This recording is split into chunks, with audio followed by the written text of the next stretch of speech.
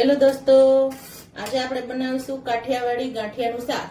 જેના માટે આપણે જોશે 3 ચમચી તેલ,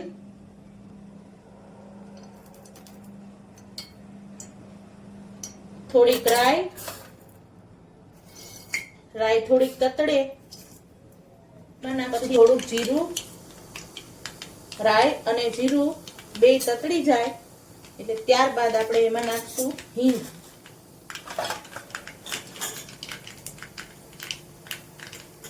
પિંચ હિંગ, ત્યારબાદ અડધું ટમેટું અને અડધું મરચું। તીખું પણ લઈ શકી, મોળું પણ લઈ શકો, તમારે જેવો ટેસ્ટ જોઈએ એવો। જેને નાખ્યા બાદ ચમચાથી હલાવી દઈશું। ત્યારબાદ એમાં લાલ મરચું અડધી ચમચી હળદર, અડધી ચમચી ધાણા જીરું, સ્વાદ અનુસાર ગરમ મસાલો અને 1 ચમચી મીઠું નાખ્યા બાદ થોડું હલાવશું, જેથી કરી ટમેટા અને મરચાં બે થોડા સોફ્ટ થઈ જાય।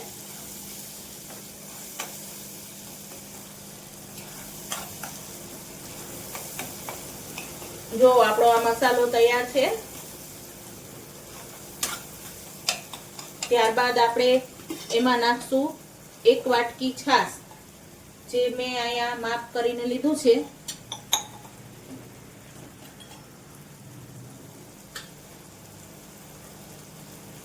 છાશ ખાટી જેટલી હશે એટલું તમને ગાંઠિયાનું શાક ખાવામાં મજા આવશે।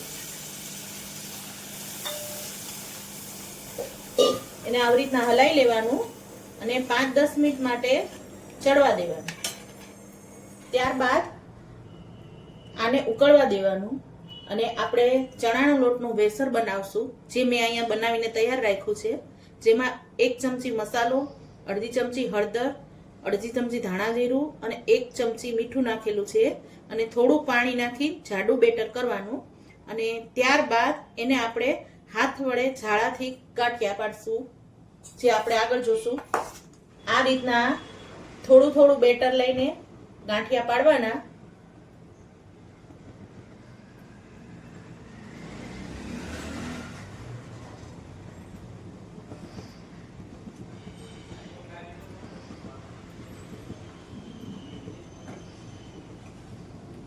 અને થોડું ઉકળવા દેવાનું।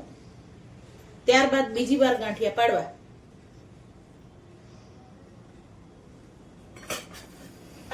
બીજી વાર આવી રીતના જાળાથી ગાંઠિયા પાડવા અને થોડું ઉકળવા દેવાનું। જરૂર પડે તો થોડુંક પાણી ઉમેરી શકો। જો દોસ્તો, આવી રીતના સરસ મજાના ગાંઠિયા પાડવાના અને ઉકળવા દેવાનું, જેથી તમારા ગાંઠિયા કાચા ન રહે। થોડા અંતરે ગાંઠિયા પાડવા। જુઓ દોસ્તો, આ આપણું ગાંઠિયાનું શાક ધીમે ધીમે તૈયાર થઈ રહ્યું છે। જેમાં છૂટું પડેલું તેલ ઉપર આવવા માંડશે તો આપણે ગાંઠિયાનું શાક કાઠિયાવાડી તૈયાર છે। આ છે આપણું ગાંઠિયાનું શાક તૈયાર। જો તમને વિડીયો પસંદ આવ્યો હોય તો લાઈક કરજો, શેર કરજો અને મારી ચેનલને સબસ્ક્રાઈબ કરજો।